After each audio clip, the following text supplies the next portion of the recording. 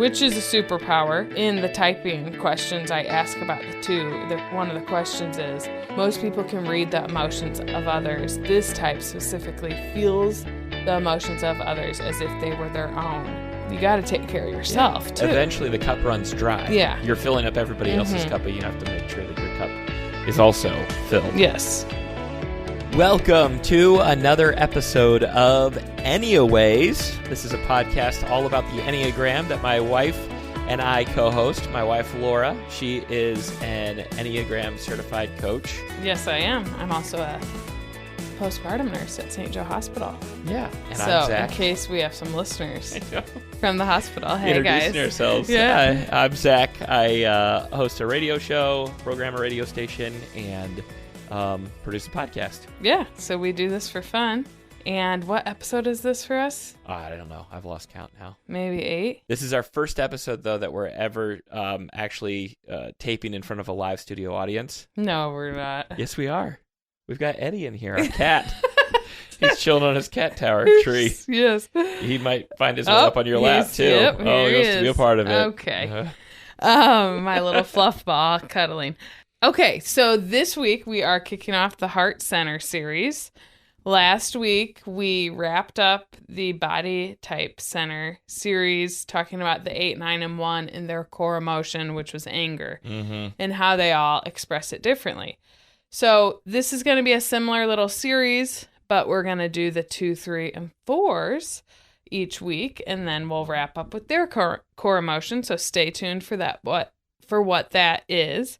But this week is all about the type 2, which is the helper or the connector, whichever you prefer.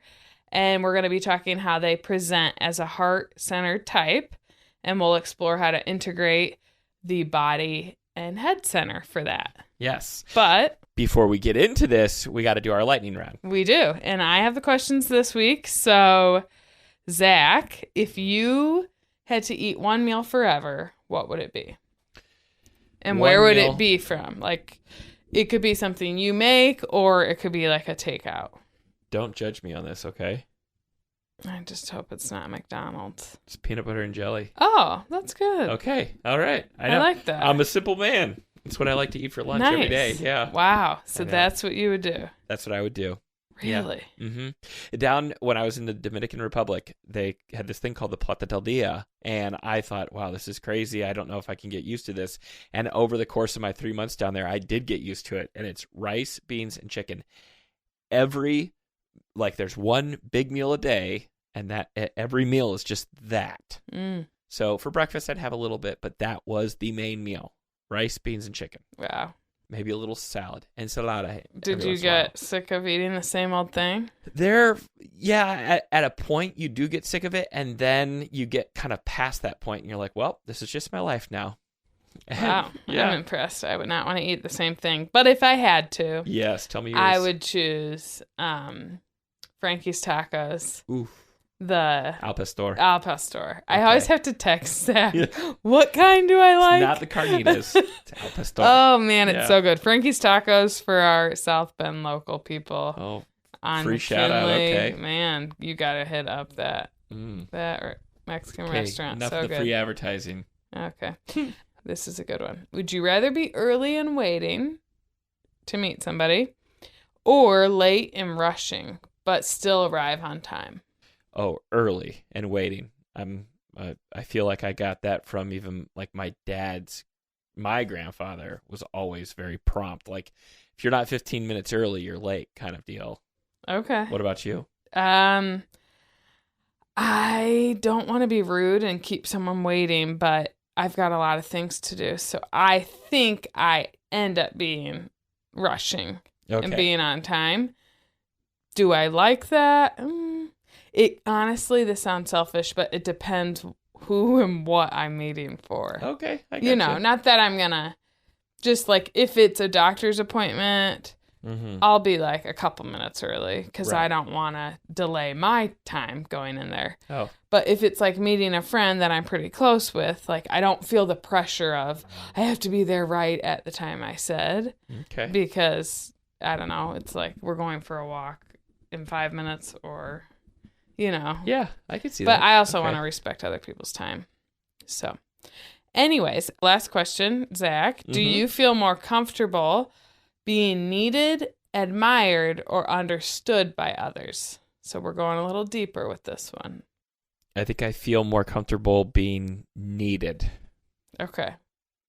by others. Remind me again. Needed, admired, or understood. I feel way more comfortable being needed. Okay. So I know that there's like a task that I need to Mhm. complete or do something for somebody. Mhm. So that comforts me. Being admired, trying to be understood.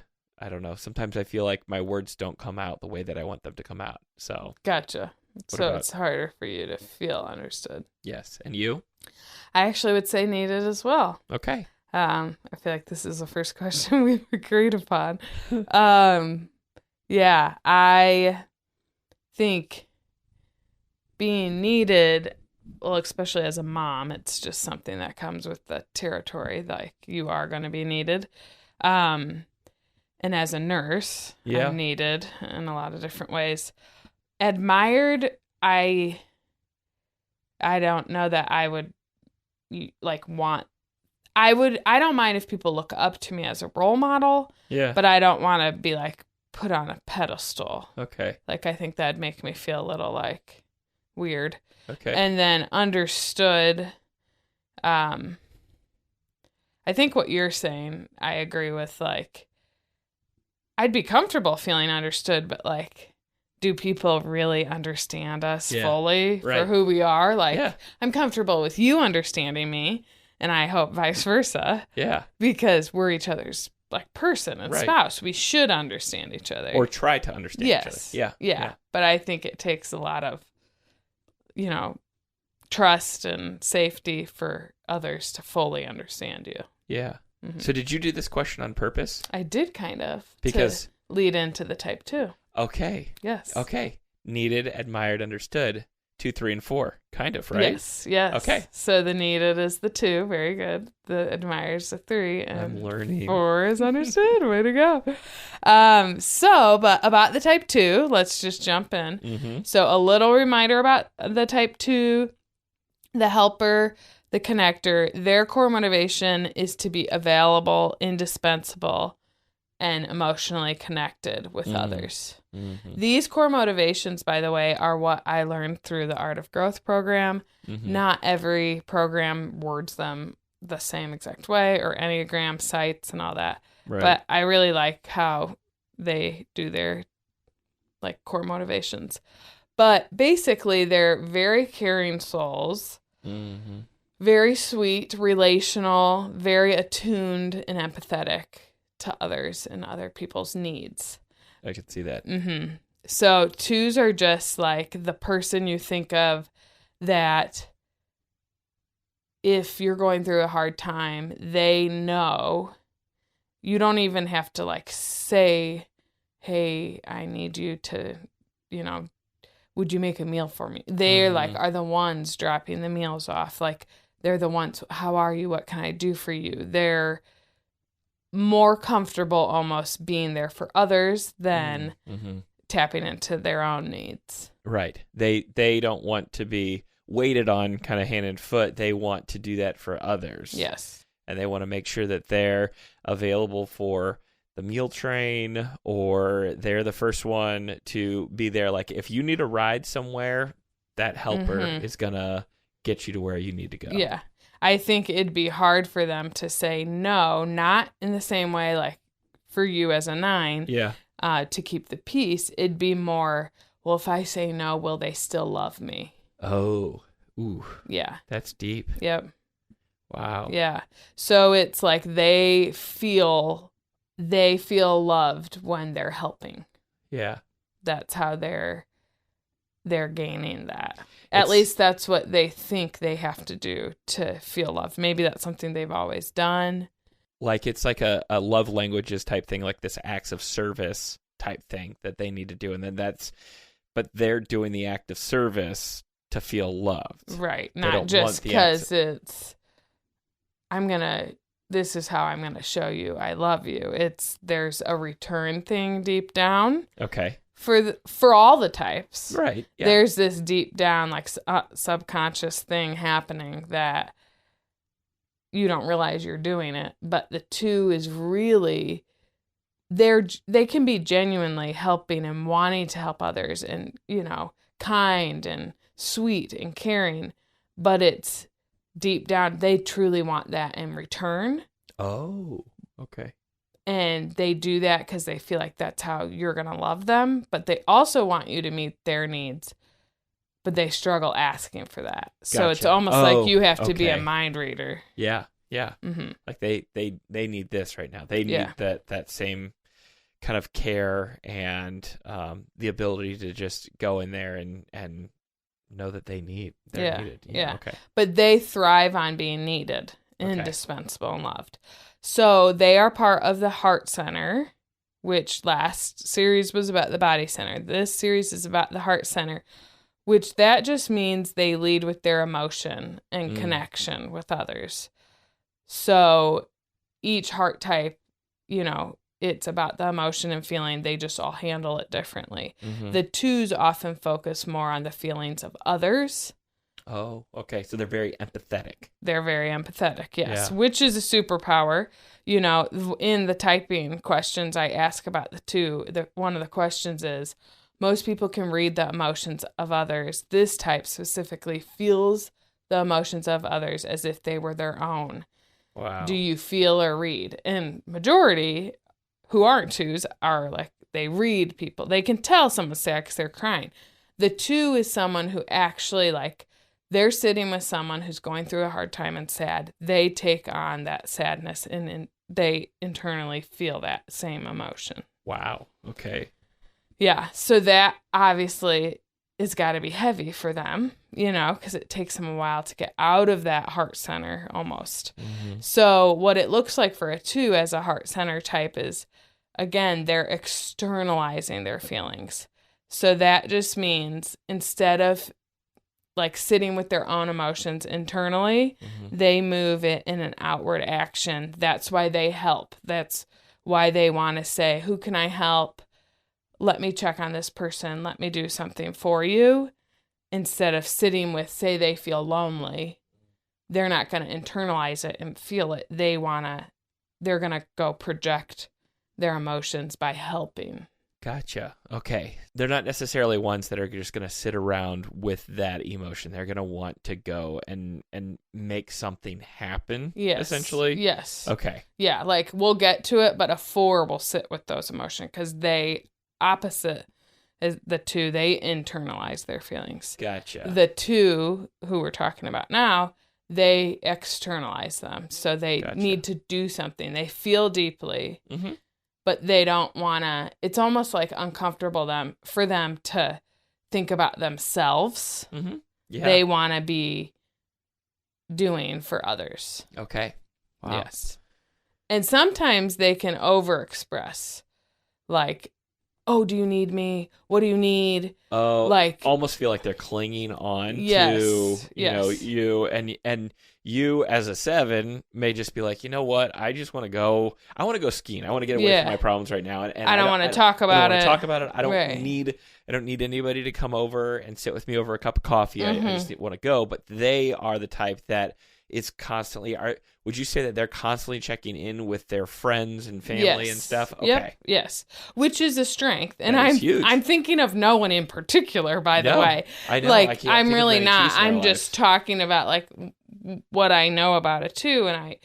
But they're so empathetic and encouraging. It's finding the balance, like we've said for all the numbers, where you have to ask yourself questions.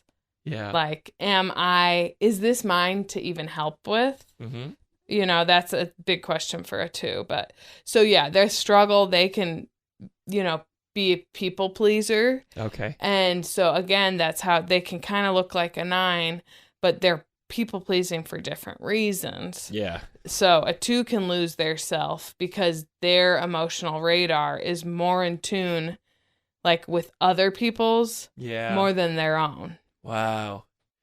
That's really interesting that you bring that up, because I think that if you had a partner who was a 2, you would constantly feel like, wow, I don't know that I ever get to see them because they're constantly thinking of other people in their life. I mean, and selfishly, I think sometimes too, we want to have our person, next to us and being with us, but that might be kind of hard if you're not used to it or not understanding of your spouse or significant other, that like that's their core of who they are, to go and be there for somebody else. Yeah. But it's a beautiful thing. Like that is something that I, hearing about the fact that they can feel others' emotions and take that on, very empathetic.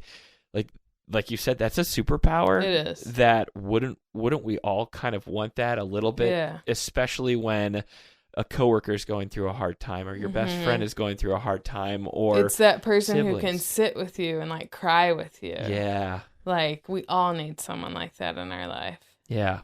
They feel it with you, and you don't feel alone then in your sadness or whatever you're going through. It is incredible. But for them to integrate the head and body center, what that kind of looks like is for them, so they're really heart center heavy. They feel things deeply. They feel others' feelings deeply. But for them to go to their head and step back and get clarity. And ask themselves, what do I need? Oh, yeah. So similarly to the 9. Yeah, have to check in with yourself. Check in with yourself. But for them, it's to shift from not like, what's my voice, like a 9. It'd be like, instead of I should help them, it's, is this mine to carry or do for them? Okay. What is something I need to do right now? Wow. So it's so funny because it's almost, here listening to you say that, it almost to me seems like a very selfish thing to do.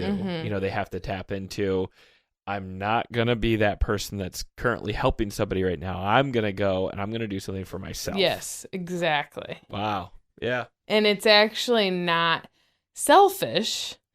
It's self-love, self-care. Right. It just goes against that natural feeling. So they do feel like they're not living up to who they are, what they feel strongly and passionately about.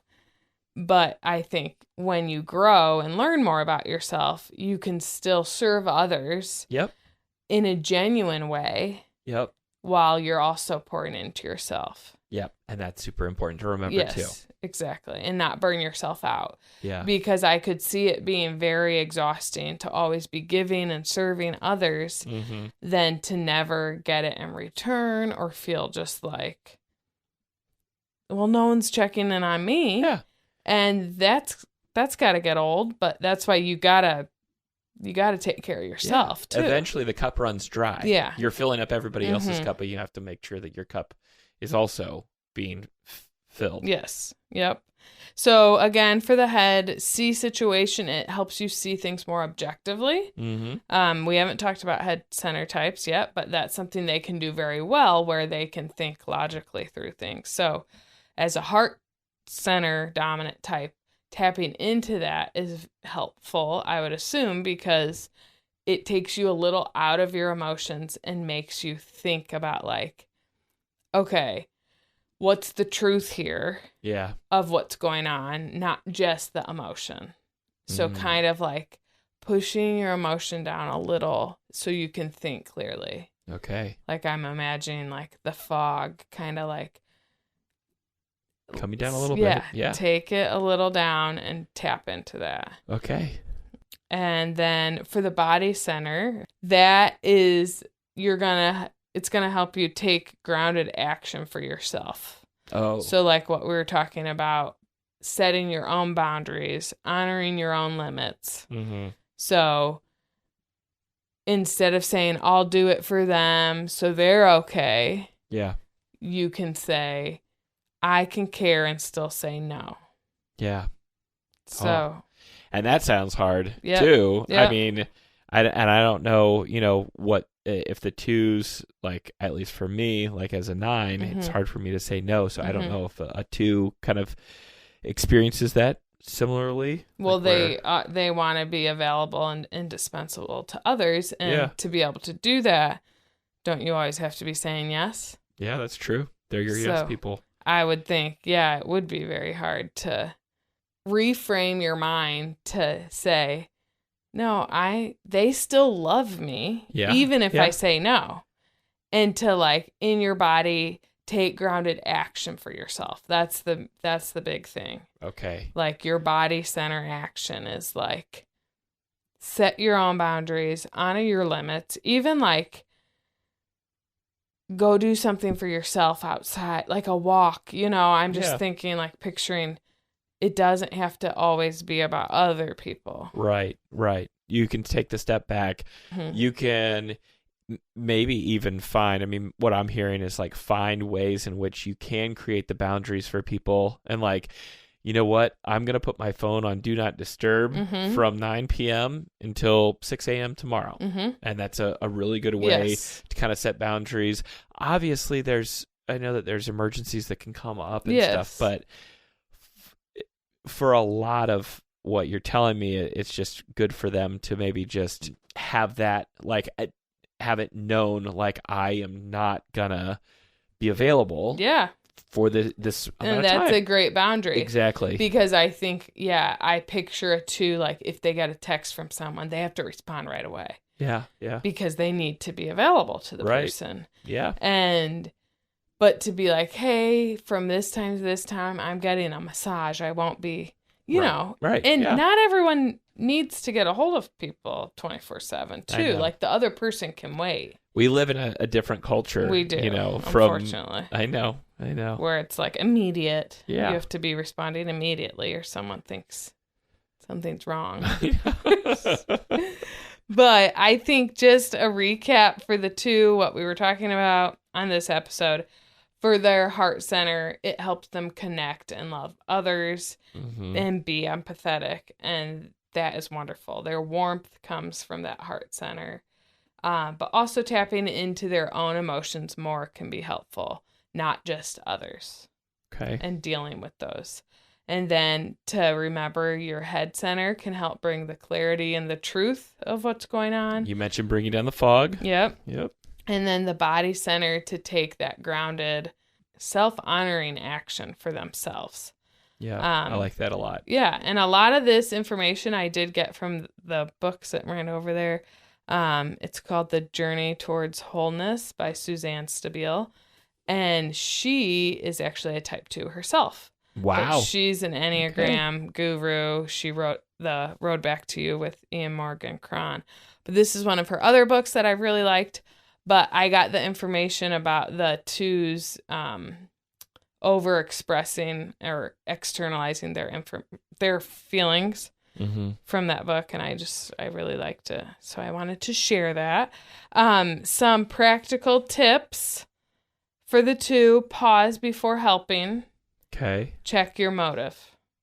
Are you helping because you genuinely just want to help and it makes you feel good? Or are you helping because deep down you want them to say, thank you so much. You're so awesome. Okay. I love you because you helped me. Or are you doing it because you want them to help you in return someday? What's your motive? Okay. So just check your motive. That's good for all of us to do, really. Name your own needs daily. That's a good practical tip. Yep. So just to tap into your own needs. Practice saying no without over-explaining. Okay. So just let your no be no. Yep. And no is not a bad word. And notice where you are already loved and needed.